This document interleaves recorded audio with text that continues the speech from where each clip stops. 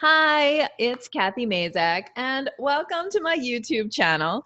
I also, in addition to having this YouTube channel and a Facebook group called I Should Be Writing, host a bunch of free resources for academic women who are trying to write and publish more. I have a podcast. It's called Academic Women Amplified. And on the podcast, I have an episode about creating your ideal calendar, your ideal week calendar. So I wanted to do a video to actually show you my ideal week calendar so that you can see what it's like and get the idea of the kind of usefulness of this exercise for yourself. Now, this is 100% real. And this year, I am not working at the university. I am on an unpaid leave of absence, and I am working full-time in my writing coaching business. So my ideal calendar is going to reflect that, but I wanted to show you the real actual calendar that I created just a couple of days ago. So I'm going to walk you through it, and you're going to see how it relates to your ideal week inside of academia. So the first thing I did, because I actually have done this a couple of ways. Like I have a Trello board that sometimes I use to make the ideal calendar, and inside of my programs, I teach this lesson using a Trello board. But the truth is, when I'm still trying to figure out the ideal calendar, which is a little bit of a process, I like to do it on paper with colored pencils. So what I did was I just went to Google and I Googled, this is gonna look backwards, but whatever. I just Googled, weekly calendar and found this so that I didn't have to recreate it. And it's just, your average weekly calendar table, right? You could certainly draw one yourself. And it has on it basically working hours. So this one has from 8 to 6. Ideally, maybe I would actually start it at 7 because I really need to leave the house to take kids to school at 7. But I was like, this is good enough. So then what I did was the next step is to figure out what you need blocks of time for. So inside of academia, like here's some that you'll probably need, and then I'll show you mine that I'm using right now. So you're going to need like a block for teaching and things related to students. You're going to need a block for writing. You're going to need a block for committee work. You're going to, like all these different things that you do, and I'll show you mine so that you can decide what your categories are going to be. All of those things that need to get done during a typical week need to have a block on your calendar. And I color code mine so I can kind of really see how much time is going to each thing. I also will color code in a category for family, and that's where I put like when I take my son to therapy and when I do the drop-offs and pickups, and then also like a category for self-care or self-maintenance is what I usually call it. And so I have my personal training and my walking with its own color code as well. So this is going to look reverse to you, but I'm going to show you anyway. So this is like what it looks like basically.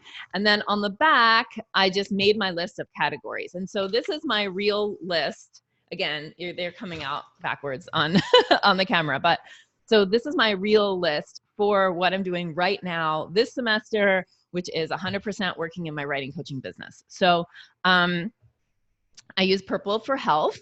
That's self-maintenance. That's my walking and my exercise time. I used orange for training and coaching, and that's when I'm receiving training and coaching.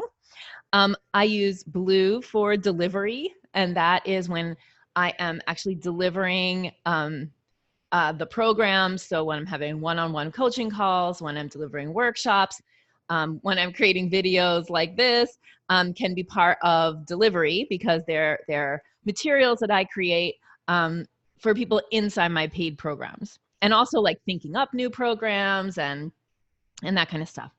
I use yellow for CEO and team management. So I have to look at the metrics of my business and analyze what's working, what's not working. I also have team meetings with my coaches and with my back end team. And so all of that stuff, I call it like CEO work. So it gets it's yellow.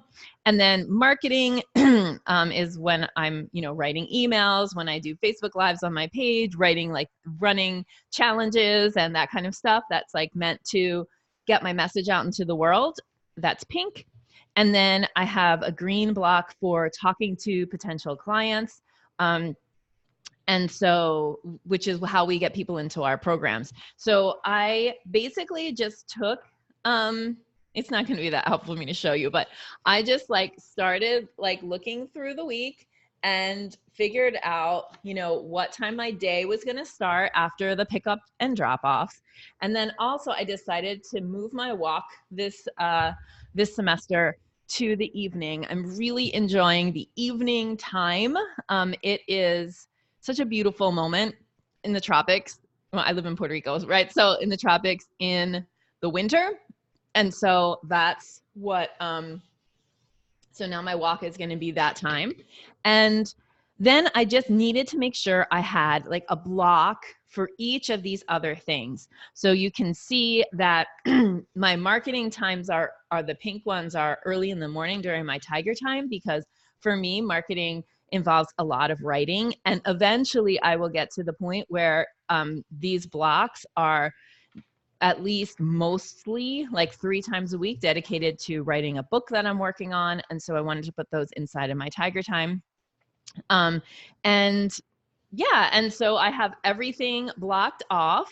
And what I tried to do was have more than an hour for each block. And so I had, I'm not trying to task switch too much. And this is roughly, a technique that I teach inside of the writing roadmap called stacking. And that is you dedicate certain days to certain things. Okay. So one thing you can do is try to put all of your student related things on one day. And so you would, if you taught Tuesday, Thursday, you would have, all of your teaching and your office hours and your student meetings would be blocked onto Tuesday and Thursday. Now, you get the idea, and here's kind of the results of this exercise. So one of the things that's going to happen is that you're going to be like, wow, I don't have enough hours in the day.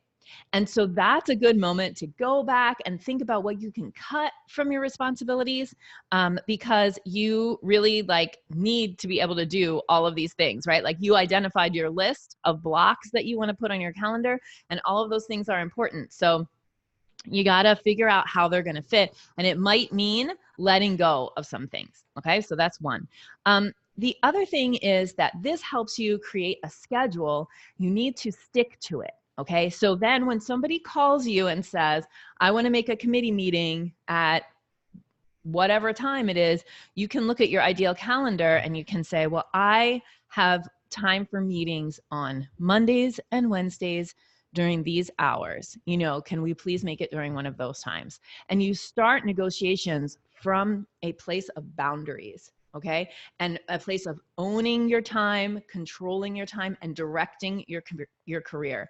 You don't just let people, just because you have a free block, because none of the blocks are free. Once you do this, all of your week is planned. So you don't have I have free time, you probably won't, unless you block it and you say okay, Fridays is my day I run errands or whatever. And you block some time during the work week for appointments and those kinds of things, which is also a strategy if you can do it.